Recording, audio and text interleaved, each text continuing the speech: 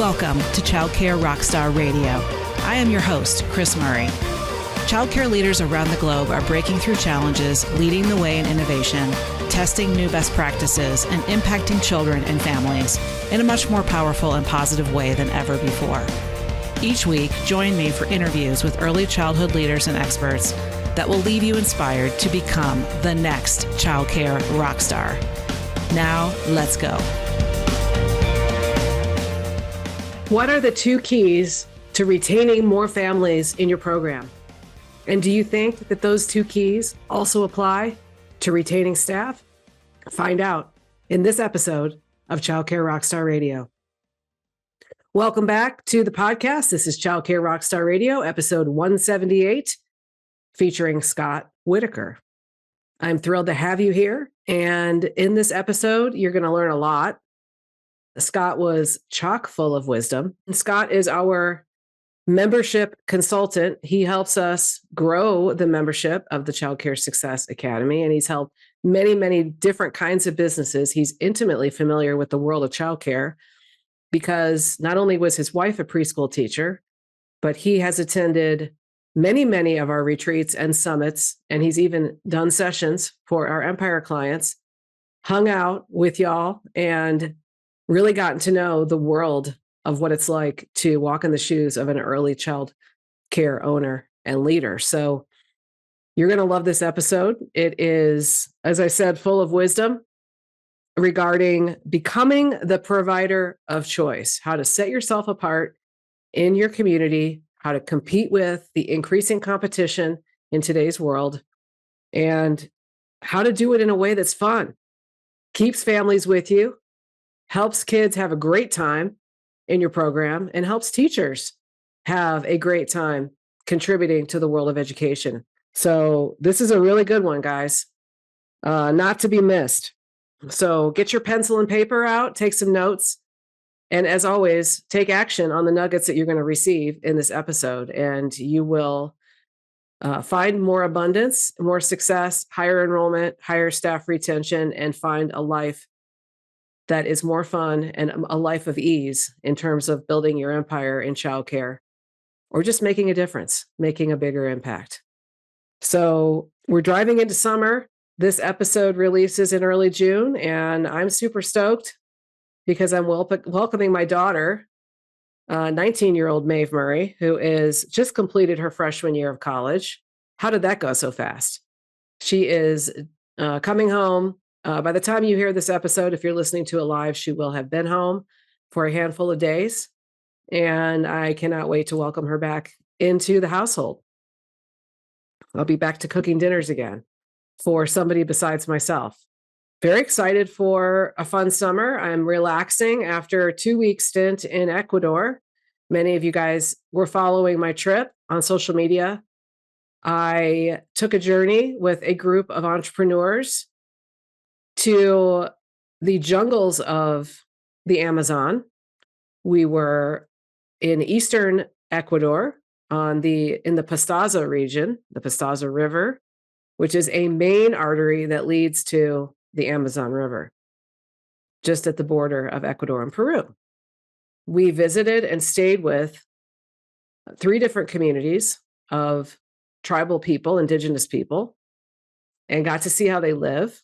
And it was pretty incredible. The trip was organized in conjunction with or in partnership with a great organization that you need to know about. It's called Pachamama Alliance. Pachamama is P-A-C-H-A, mama. And Pachamama is an indigenous word that means Mother Earth. So Pachamama Alliance organizes trips and raises money and has been doing so for the last 20 plus years, 25 years, for the rainforest and for the peoples and the indigenous peoples that support and live right there at the headwaters of the Amazon. So it's really important. These are the protectors of the rainforest on our planet. And it's really important to keep this sacred area untouched and away from corporate interests like oil companies and mining companies. So We all contributed to help that cause with the funds that we provided for the trip. And I got to see some really cool stuff and make a difference, make a small difference in the world of ecology and nature and Indigenous people, communities, and for our planet. Pretty cool stuff. So that's a little bit more about what I've been up to, hanging out for the summer here in the mountains of Colorado, enjoying all the beautiful nature, rivers, streams, fishing, boating, maybe a little golf, and maybe some pickleball. Of course, hiking and probably some mountain biking and road biking. So a lot of sports that I'm pursuing this summer, and still working on my fitness. So looking forward to seeing everybody in person at our Child Care Success Academy Mastermind at the end of July, early August, actually, in Denver. And I invite you to join us if you'd like to find out what this world of Academy masterminding is all about and have an experience with hundreds of other owners and directors just like you, so that you don't feel alone in this world on this incredible journey that you're on as an owner of a childcare business. I invite you to come with us and join us in Denver. You can learn more by going to childcaresuccess.com and book a call. And I look forward to welcoming you in. With that, let's learn about becoming the provider of choice from Mr. Scott Whitaker here on the podcast. Enjoy it. Take notes, take action. Let's go.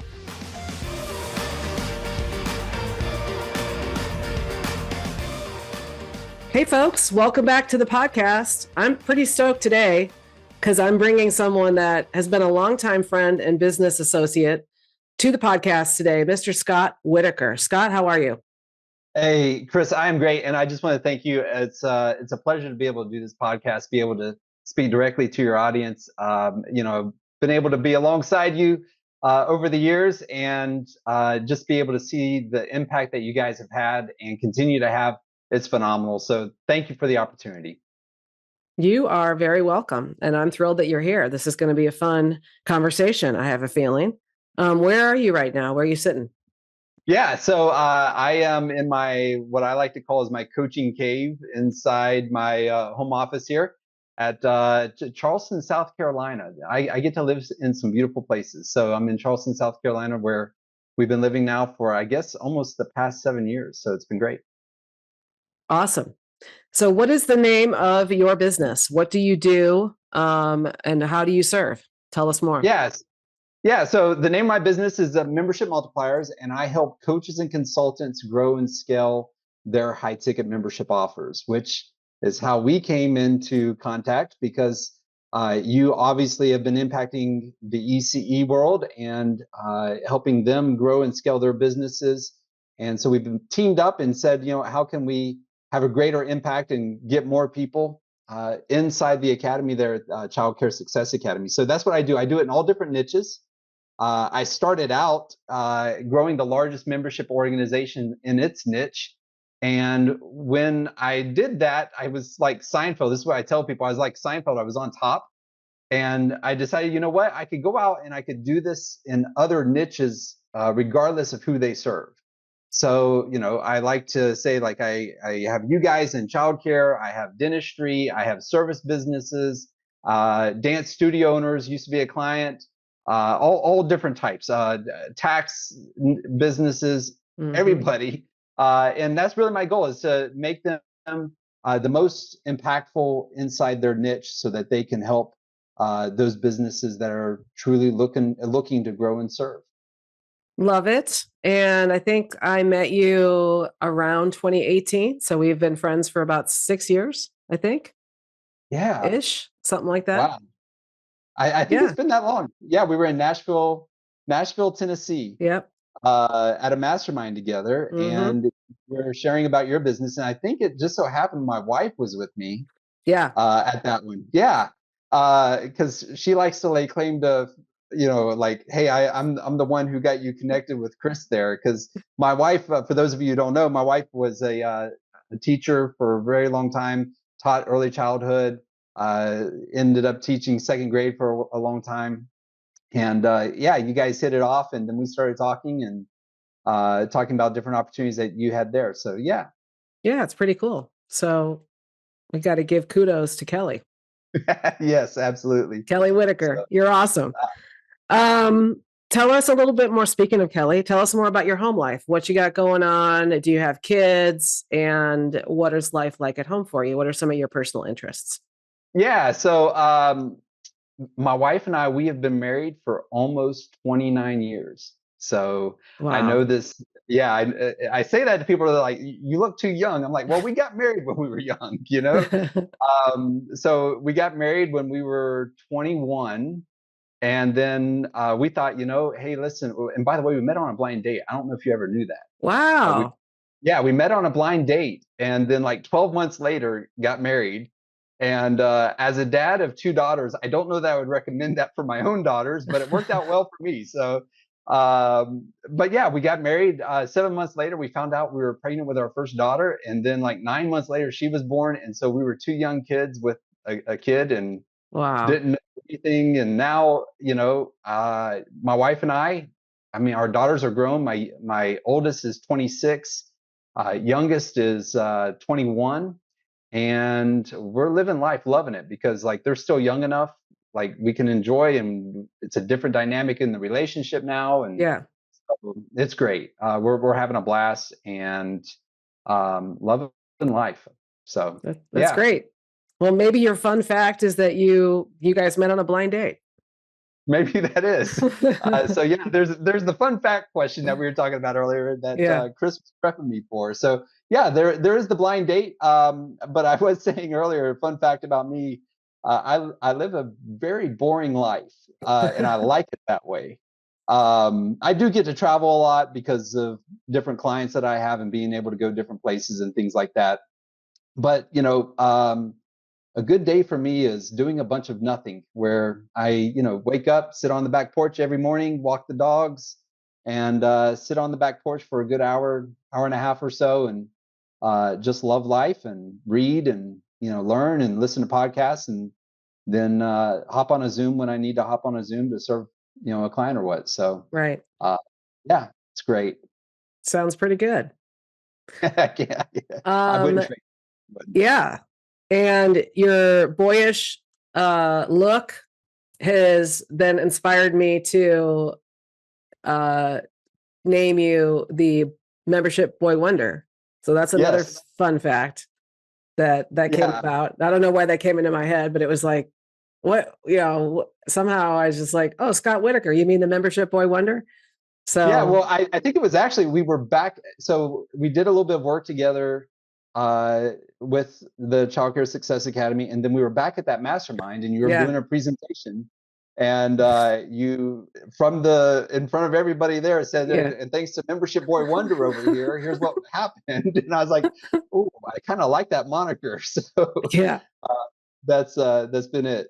Yeah, you were officially crowned at Yes. that moment. That's really good. So yeah, so Scott is really instrumental in helping us grow the Child Care Success Academy. For those of you guys that like inside baseball, we kind of tore apart the membership levels at the time. If you've been with me and following me for a while, they were platinum, platinum plus, and then I think gold I think it was gold, platinum, and then platinum plus.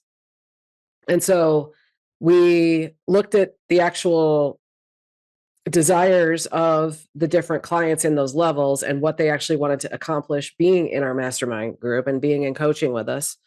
And we renamed it, and we came up with Empire, Freedom, and Growth. And so that was the retooling, and much, much more depth on the asset checklist, which is the core of the program, as we really looked at what are the 10 or 12 assets that each level is designed to want to accomplish during their time in coaching. So Scott is really responsible for that whole re-architecting and recrafting of the Child Care Success Academy, which then allowed us to really grow it and scale it. So that's a Yeah, little I bit think. of behind the curtain. Yeah, and there might be some boo hiss on this one, but I will take full ownership of it. I am the reason why the KMIC, the Chris Murray Inner Circle, is Oh no yeah. more. Because we shut that down, because we honestly, the reason is we decided that if we were really going to go fully after this and have the impact that could be made, that it really did need to go away. And so for those of you who've been following and you know about the Chris Murray Inner Circle, like if you're not in the academy in Growth, Freedom, or Empire by now, then like you've been waiting too long for this. But Chris, you may not know Yeah. this. I have since taken that Growth, Freedom, Empire model, and others are now using it. Oh Because wow. full disclosure, I believe we came up with Growth, Freedom, Empire in that meeting that we had, but it was like Yep. a brainstorm that we were having right there, talking about Hmm. the journey that ECE owners could go on by Yep. growing their business and then Hmm. creating freedom and now building an empire, whatever that empire means for them. And then now, like, it's actually been carried over to those other niches. Because I'm like, when they ask me, well, what should we name this? I'm like, well, listen, I can't think of any better journey than taking an owner and helping them move from growing into a place of freedom into a place of an empire. And Yeah. so, kudos to you for All having that right. impact. There we go. So where's my commission on all of that? we, Hey, we'll talk about that after the yeah, we'll podcast here. talk about that later. Yeah. Let's talk about because you're very familiar with childcare owner journey, the what it's like to walk in their shoes, because you've come to so many of our quarterlies and so many of our summits and sat in on retreats. Let's dive in and talk a little bit about family retention, because I know we talk about staff retention a lot and teach about it in our groups and in our sessions. And I've also originally I taught about family retention, and I taught how to measure their family or client/customer retention for any kind of a business.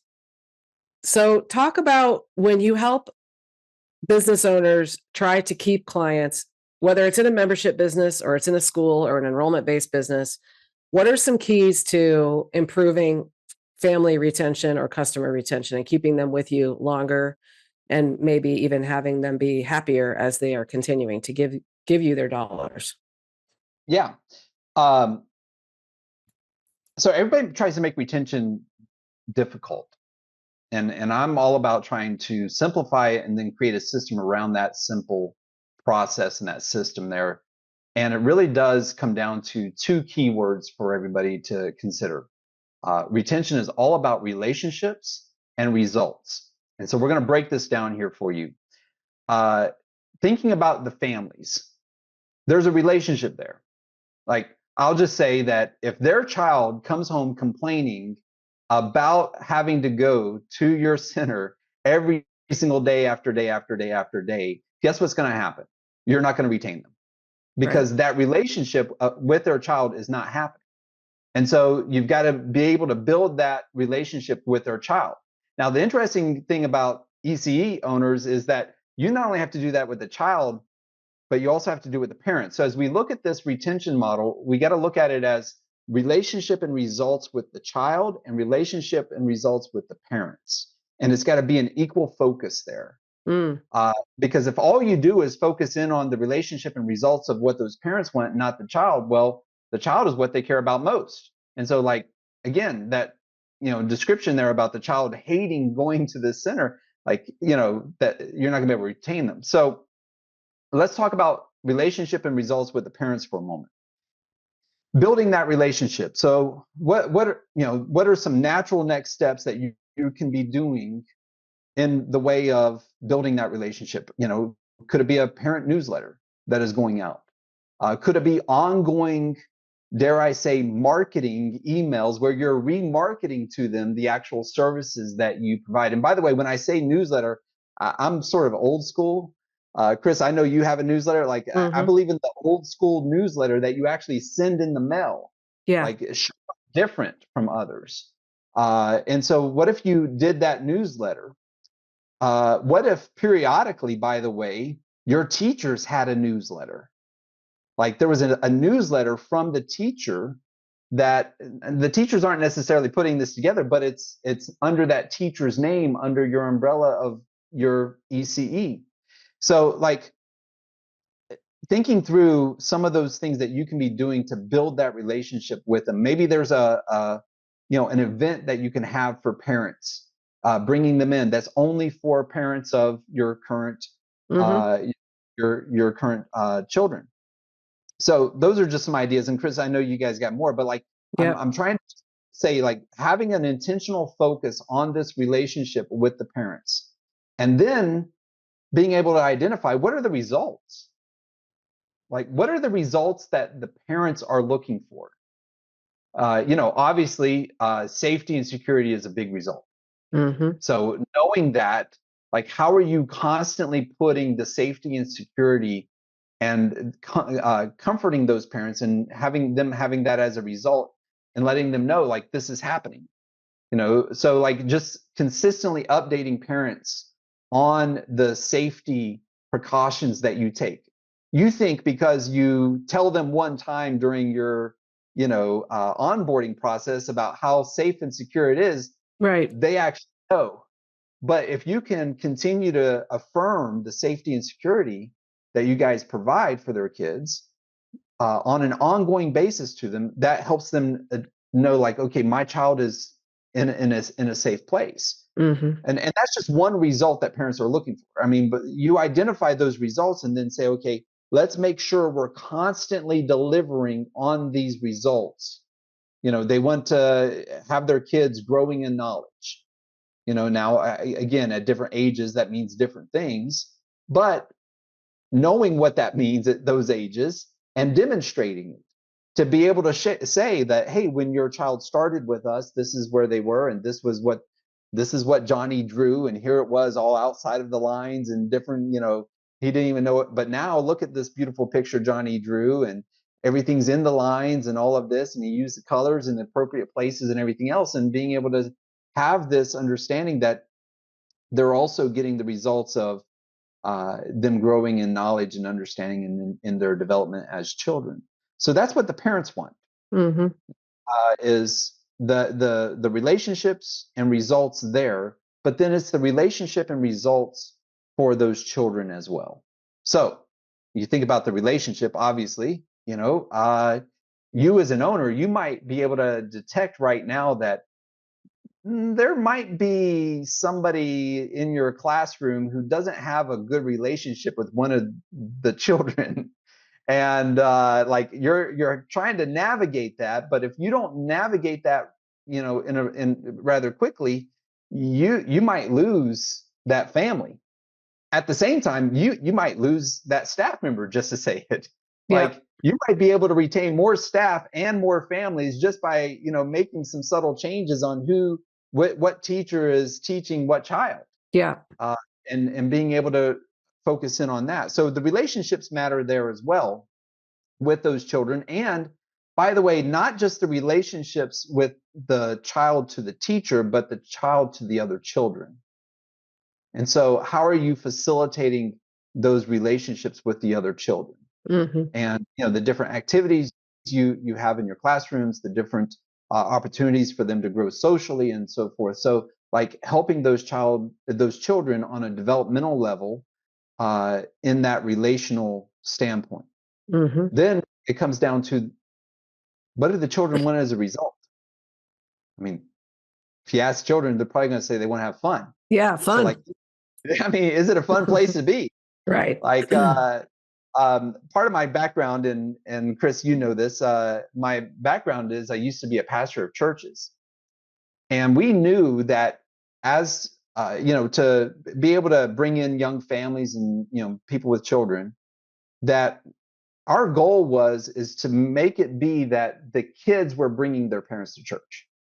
Like, we wanted to make church so fun for the kids and for adults too, by the way, that like the kids were the ones saying, I want to go because that's a fun place to go to.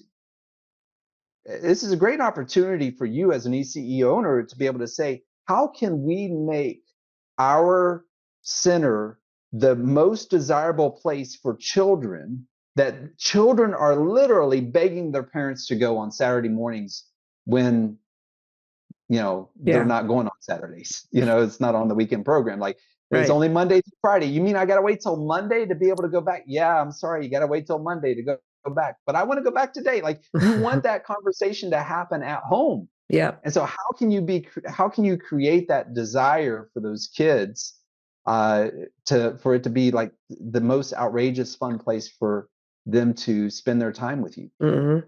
So again, I know, number one, through the academy, you'd be able to discover these things, but just being able to take a look at it and say, are our kids getting the relationships and results that they should be getting? And are our parents getting the relationship and results? And what are they? Yeah. And then let's measure it there. Yeah, I And love so, that, Scott. That's super powerful. And so let me give the audience a little bit more examples on how you can yeah, take this to the next level. So you said, well, what are they? So the next step is for you as the owner and or leaders, get your leaders together and your teachers together. What are the 5 or 6 or 4 key components of our school in terms of the value proposition of what do we want parents to feel and or experience, and what do we want kids to feel? And they can be the same. It's just that they come in at it from a different lens, But so, for example, I wrote down safety and security. I wrote down enrichments, maybe might be one, art, language, dance. So demonstrating to the parents that their children are actually picking up baby sign language or picking up Mandarin Chinese or whatever your school offers. Like, that's a huge wow factor for parents to have, like, wow, my child yeah, is speaking Mandarin. Like, woo, that's a sexy benefit from a parent's perspective. Reaching educational milestones, of course, like the basic, like they're actually learning, and here's how we can tell that they're learning, reaching educational milestones. Fun, for sure. So what does fun look like in your school? And it kind of has to be even then by age group. yes, Another one might be social emotional. So how do you guys support social emotional health and wellness, and what are you doing in there with, maybe you have yoga and stretching and all different kinds of emotional wellness programs. And then community give back is a big one. Like, I've toured schools and they have a community give back program, and the kids all raise toys for tots, or they do lemonade stands and they give all the money to charity, or they have specific groups in the community that they give back to. And that's something that is very special for parents and for kids. So those are just a handful to give you guys a little bit more meat to this content. This is a very powerful strategy that Scott's talking about to take it to the next level. List out your key components of your value proposition, and then think about, well, now how are we going to message those? How are we going to put the pictures, the images, and the components of the message of the transformation for kids and parents into the newsletter? How are we going to put it into a parent event? How are we going to put it on the walls of our center? How are we going to put it in our emails? And so that's the whole messaging component. So yeah. so I love that. Very cool. I love when you said show up differently. That was good. Yeah, what happens when you do this, and literally, you should do the exercise that Chris just mentioned, and getting your team together and going through these questions.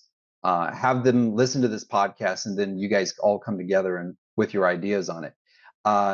When you do this, it's actually something that Jim Collins describes. I think it's in his book, Good to Great. It's either Good to Great or Built to Last. But Mhm. you end up becoming the provider of choice. That's what happens. So even if you hear Chris say, your value proposition, if some of you are listening, you're saying, well, we really don't even know what our value proposition is, let alone. Well, guess what? If you do this and you do this exercise that we're talking about, you'll discover how what your value proposition is if you don't know it. And you'll also discover, for those of you who do have a value proposition, you'll be able to discover where it might need to be strengthened, or where you're already like knocking it out of the park.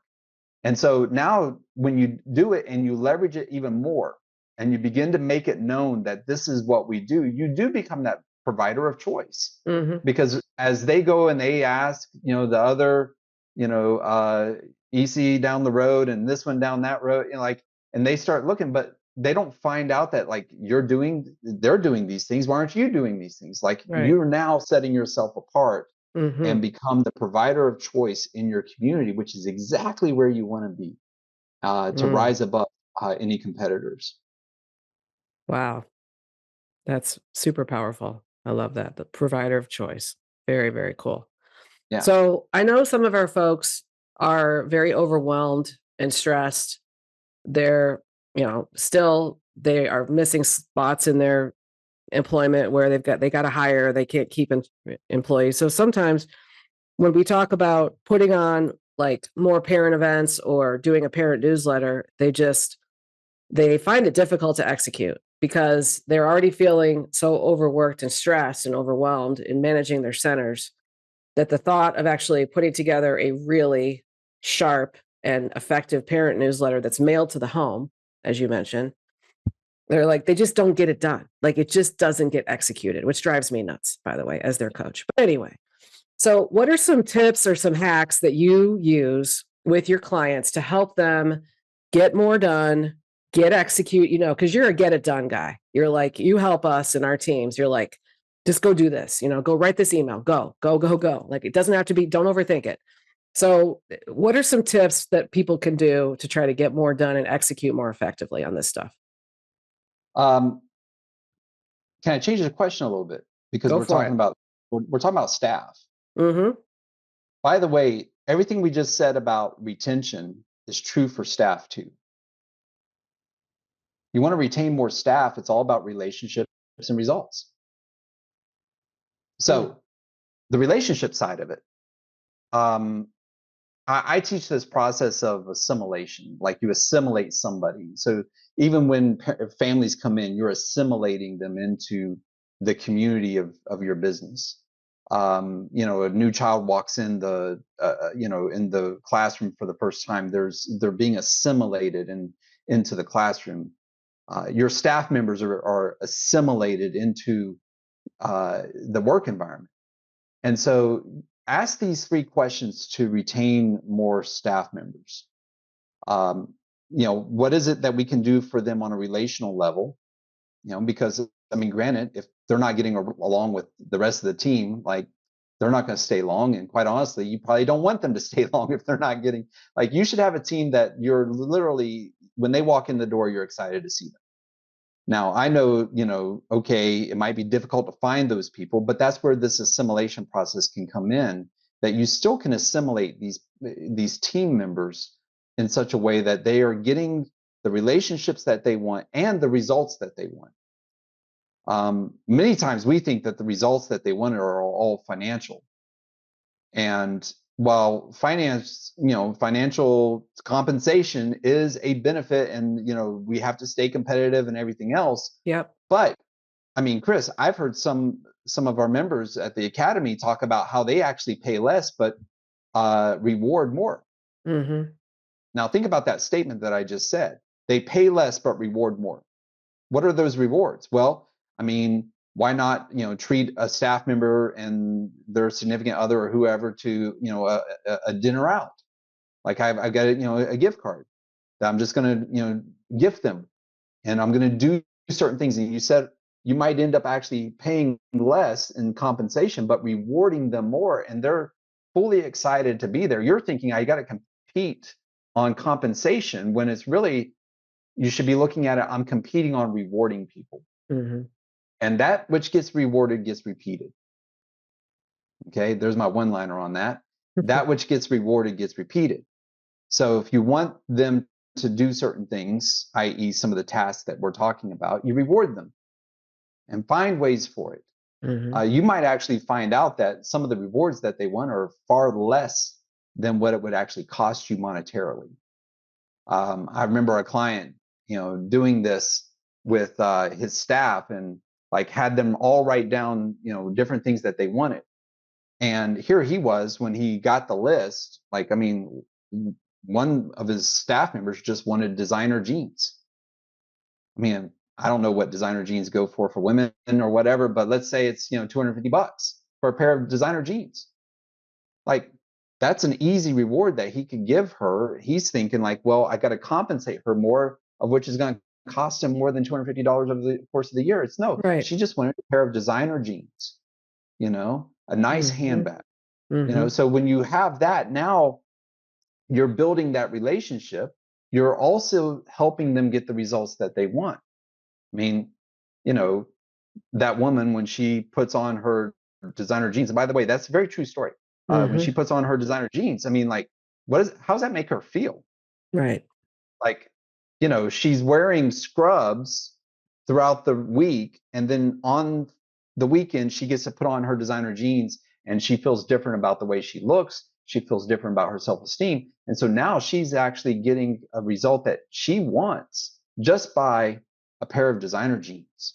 So what are those relationship and results that you can just give to your staff? And then, you can find that out by also asking, I have goals as an owner that, I want them to achieve. So, like, what do I want them to receive, believe, and achieve about our center? So receive is kind of the rewards, but what do I want them to believe? Like, I want them to believe that we are the provider of choice, just to say it. Like, if your staff doesn't believe that you're the provider of choice in your community, you're never going to be the provider of choice. That's right. And so, I want them to believe that. I want them to believe in our value proposition, as Chris mentioned. Like like they should be believing this. And so, how are you doing on those beliefs? And so then it's also about achieving. Are they growing in their, maybe some of them they, want to move upward. So do they have the opportunity to move upward in the business if possible? Do they want to be like in a different classroom eventually and be able to transfer into a different classroom where everybody knows that there's that one classroom over there that everybody's itching to get into, but so-and-so's been here the longest and they can't get in there. But like, okay, how can we do this? So think about staff in the same way. And the end result then, Chris, to your question, that's how you get more done. Like, if I know that if my staff knows that I'm able to reward them on other things, and they're going to have a bias for action when these opportunities come up where I say, hey, we're kind of needing this done for our parents.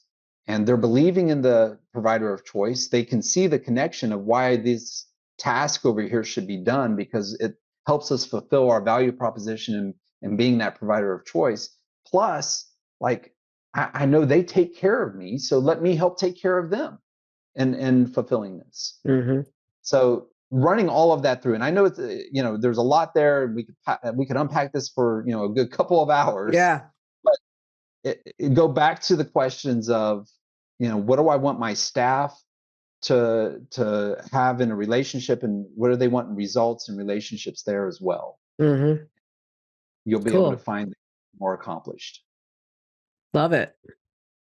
I was thinking stuff like, well, use an outsourcing company. Yeah. Use somebody on Fiverr, hire somebody on Upwork. I was going totally tactical, but what you're talking about is much deeper. It's actually in the fabric, in the core of your company culture. Yeah. Which is everything. I mean, really, that's at the end of the day, what's going to enable you to be the provider of choice is that your team is supporting you in everything that you do with that. Yeah. And I mean, to be on the tactical side, you mentioned Fiverr. I actually like this website out there. It's called onlinejobs.ph. PH is for Philippines. So onlinejobs.ph. I have a graphic designer that works for me. I pay him $50 a month. And he gives me 10 hours worth of work. Now, full disclosure, I don't have a whole lot of graphic design that I need to be accomplished. Right. I've basically got him on retainer. He sends me an email every single month asking me, hey, what work do you have for me? And, sometimes I'm making stuff up like, oh, it'd be kind of nice to have this social media image, designed or whatever. Right. Let's have design this. I do have a project right now that he's designing for me, but like this guy has been with me for a couple of years. And you're thinking, by the way, many of the owners are thinking like, for me to have a graphic designer, like, oh man, I got to pay. Like, no, I'm talking about high level graphic design, and it's $50 a month for me to have this guy. Wow. And sometimes there is more work, and we have an arrangement where I pay him $5 per hour over it. And listen, is the guy, is he going to say he spent 2 hours on a project when he only spent one? I don't care. Don't tell him that. I mean, it's $5. What am I going to fret over $5 for? Right. Like, He's never asked for a raise. He's never done anything. He's like, he's got a consistent $50 coming in. And for him, like that's, it's not everything for him in Philippines. I know he's got other clients or whatever, but like it provides. Yeah. And so you can find that. You can find an assistant. You can find virtual assistants. You can find graphic designers. You can find somebody to do this newsletter for you. And all of these things, and like they'll do it. And they love their job.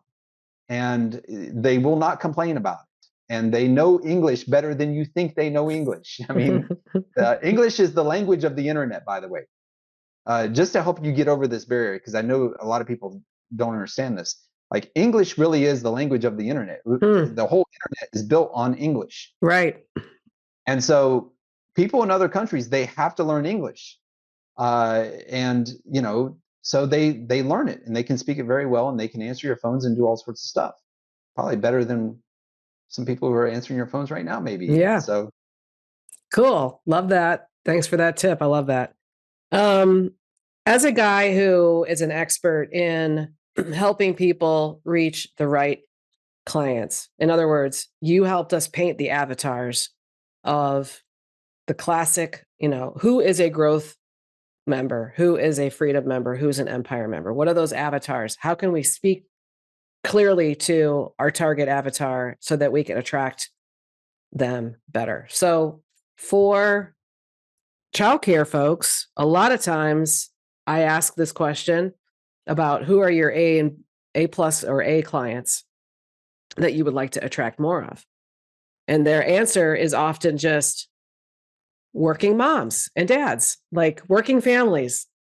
And I'm like, that's not good enough. That's not an avatar. So talk a little bit about how you help people discover a more crisply defined target client. What are some of the questions you might ask when you're trying to do discovery with clients, or how can you help people that are listening to this podcast get a little bit more dialed into who their target client is?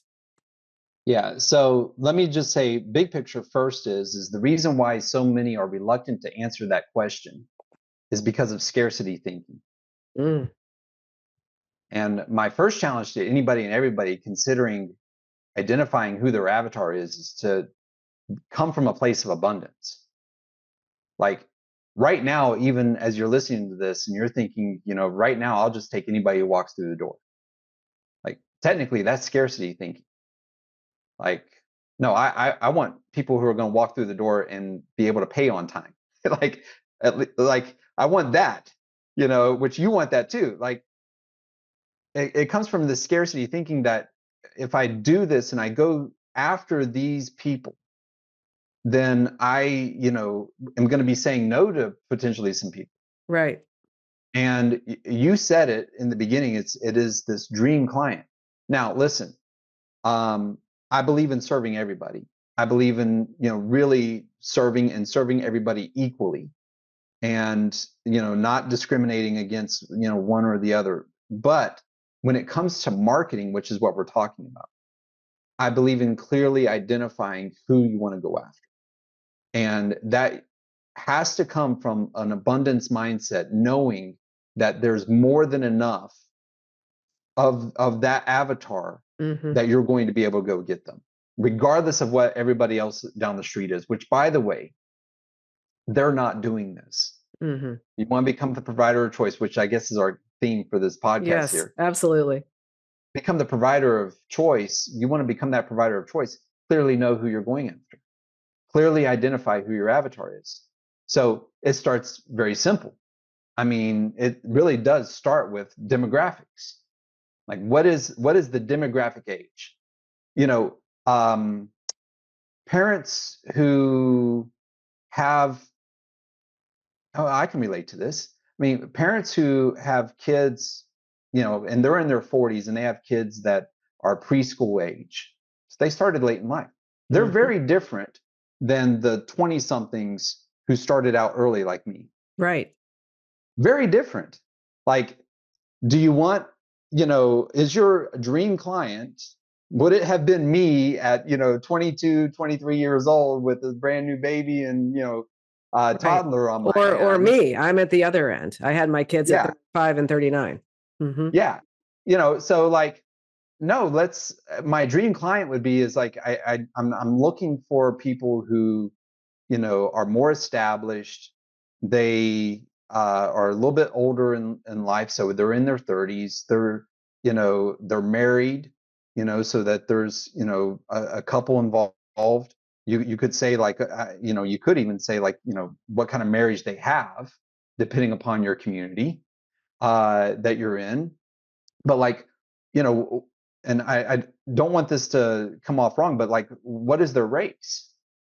I mean, like, there are some who are going to be able to better serve than others. Now, I want to have diversity. Personally, Right. I believe in diversity. I think we should be open to all people. But I know, and I've, knowing and having been in the world of, ECE, that I know that there are some parents, people of color, who want their kids around other people of color predominantly. Well, guess what? If you're white and you're trying to do that, like, you're not going to be able to do that, no matter Right. how hard. So accept it. It's not being racist. It's not being discriminatory or anything else. It's just accepting who you're best able to serve. Yes. And there's others who are out there best able to serve. I mean, one of my clients, he's Korean, speaks Korean. You've met him, TJ, Dr. TJ. Like, I mean, his kids are involved in Korean, education. Right. Like, he's intentionally, and they've gone after, and like, so like, he wants that for his kids. So you're fulfilling that desire that the parents have. It's not that you're doing it for alternative reasons or anything like that. Well, so, and you're also matching your market, because this gets back to exactly what I taught early in my first book. I had a client early days in Columbus, in a affluent suburb of Columbus, Ohio, and they had a academic program. It was all the little kids wear uniforms. It's highly academic. They're hitting milestones. Their test scores are off the charts. They had a huge amount of Asian and Indian from India parents that were their clients. That was their avatar, is parents that are going to pay more and are more interested in having an academic approach, because that's what they want for their kids. So it's not, like you said, it's not racist. It's just, you're offering something that matches your market, hopefully, and also, specific, unique benefits that appeal to a certain type of parent. Yeah. So, clearly identifying it and recognizing this is who we are best able to serve, and like going down through the actual demographics of it. Like, I mean, even getting so clear, like, they're of this age, if they're married, single, divorced, remarried, like having that understanding, like how long that has happened. So like how long they've been married, or, if they're, divorced, like, okay, primarily, like, who's the primary caregiver. I mean, could you imagine, because it's such a small niche, but like, could you imagine a childcare center that catered to fathers who are the primary caregivers of their kids? Like, I mean, that value proposition alone, like, that would be it. Now, again, I know it's a small niche and I everything love else, that. but It's actually not as small as you think it might be. it may not be, but like, think about what you would be able to charge then. There's a saying that Chris and I know: the riches are in the niches. I mean, dads would be far more willing to, invest in their kids, knowing like, hey, they understand my needs as a single father, and so just finding out what that is and how you're best able to serve and who they are, and getting super clear. And at the end of the day, you literally have a whether it be a graphic or bullet points saying this is who we are, or who we're serving. This is our dream client. Now, again, a non-dream client does, walks through the doors, you don't treat them any different or anything like that. You welcome them in and you take them on the tour, and you do everything that you should be doing to gain their trust and bring them in as another enrollment for you. But at the end of the day, we're still going to be very strong about the vision of who we're able to serve. Right. Cool. And then that translates to your marketing materials, to the images on your website, and all the way through how you're marketing your school. So, This is powerful stuff, Scott Whitaker. We haven't even barely touched the surface and we are already out of time. I'm loving it. So we'll have to bring you back another time because lots of my questions I didn't get to ask you. But yeah, guys, this has been amazing content. This is the kind of stuff we do in coaching at our retreats. Scott came with us last year to the Empire level VIP retreat in Playa del Carmen, Mexico, Cancun. And we had a great time. And you taught a very powerful session at that retreat. So if you guys are interested in this stuff and you want to have this as a year-long process to help you up-level your game and as an owner or a leader, you got to reach out and have conversation with us. Yeah. And I'll just say, like,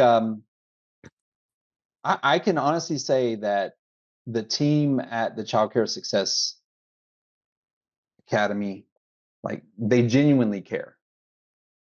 Like, I don't know how much you put out there about the 1 million children positively impacted, but I remember us having conversations around that and it being a very clear goal. And now the goal is, let's do it again and let's go after another million, right? Which will happen. But like, you guys, there's no need for you to be doing what you're doing alone. And I'm glad you're listening to this podcast. I'm glad it's a resource for you. But to be leading a business right now, and especially for, an ECE business, and be doing it alone without a community of people, it's not a fun place to be. Mm-hmm. And I'm saying that as a husband of a former teacher. My wife just like last year stopped teaching, so it's still rather fresh for us. But like, knowing the struggles that you see your kids go through, and you carry that home at night. I know you do. Like, I know, you hurt when your kids hurt. Yep. From yourself. Mm-hmm. You hurt when your parents are hurting and they're going through difficult times. Well, let me ask you this question. Who's doing that for you? Who's hurting when you're hurting? Who's encouraging you? And so if you're thinking that, like, you're in a place right now where, you're alone and you're trying to do this and grow this business on your own, like, don't do it alone. Allow the team at the academy to come alongside you. Allow the other members to come alongside you. Mm-hmm. That's what I get excited about, seeing how the other members, yeah, pull off and get in the corner and, like, talk with each other, hug each other, and yep. Sit at tables and encourage each other and share ideas and everything else. Like, you need a community. Mm-hmm. So dare I say, like, don't let this go by where you continue to do what you're doing as an owner or as a leader or as a director, and continue to do it alone. Get involved with this community here at the Child Care Success Academy and reach out. You can go to the website, schedule a free coaching call with Coach Ben. Mm-hmm. And let them come alongside you and encourage you and give you the actual practical next steps to be able to grow your business, so that you move from growth to freedom to ultimately building your empire, whether it be opening up a new center or just growing your own center to where it is at full capacity, full enrollment, and then eventually exiting that business one day. So let them help you do that.